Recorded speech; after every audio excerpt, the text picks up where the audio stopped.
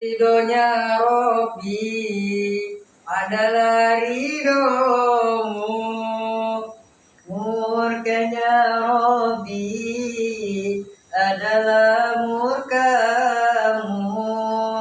Ya Allah, sayangilah kedua orang tuaku seperti mereka menyayangi aku.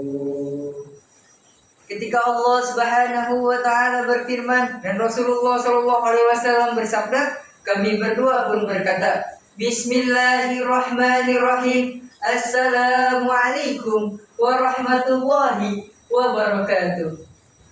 Allahumma salli ala Sayyidina Muhammadin miftahi babi rahmatillah adada ma fi ilmillahi salatan wassalaman daimaini bidawami mulkillah wa ala alihi wa sahbihi wa barik wa sallim. Rabbi israh li sadri wa yassir li amri wahlul 'uqdatan min lisani yafqahu qawli. Amma ba'du. Nyo kita dukung Ilham Ihsannya supaya kita bisa bertahan di aksi Ramadannya. Si kembar dari Nurul Iman, jeng jeng jeng jeng jeng. Yang kami hormati Dewan Hakim dan Dewan Juri yang insya Allah dirahmati Allah Rabbi. Amin ya Allah ya Rabbal Alamin. Hadirin wal hadirah, di zaman sekarang banyak sekali seorang anak yang tidak menghormati dan tidak menghargai kedua orang tuanya, yang tidak menjalankan perintah kedua orang tuanya. Padahal itu adalah salah satu perbuatan yang salah bagi seorang anak.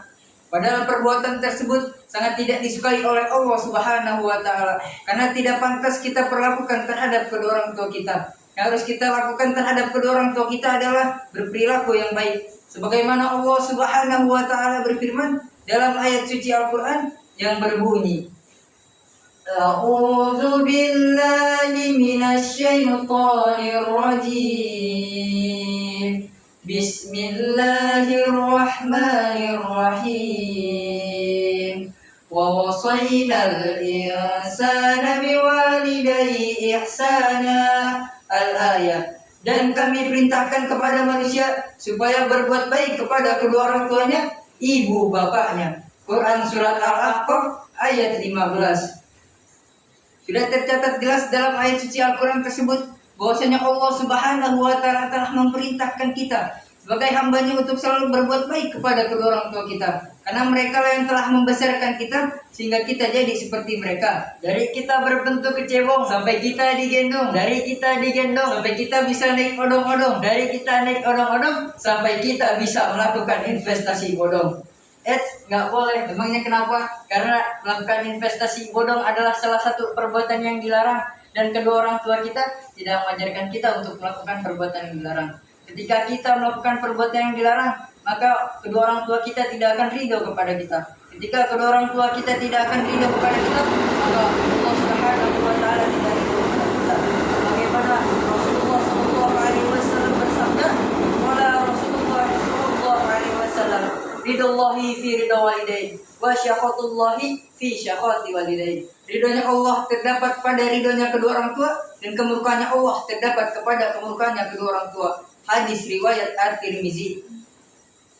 Oleh karena itu hadirin, kalau kita ingin mendapatkan ridhonya Allah, kita harus cari dulu ridhonya kedua orang tua kita. Karena ketika kita sudah mendapatkan ridho kedua orang tua kita, insya Allah Allah pun akan ridho terhadap kita. Dan ketika kedua orang tua kita murka kepada kita, maka Allah Subhanahu wa taala akan lebih murka kepada kita. Ingat, akan banyak keburukan yang datang kepada kita ketika kedua orang tua dan Allah Subhanahu wa taala murka kepada kita. Hidup menjadi sengsara, makan minum nggak bisa, malah pakai narkoba, tahun akhirnya di penjara, lagi-lagi nyusahin orang tua, padahal orang tuanya udah kagak ada. Nauzubillahi min zalik. Minum kopi sambil berdiri, pas berdiri kepentok kursi.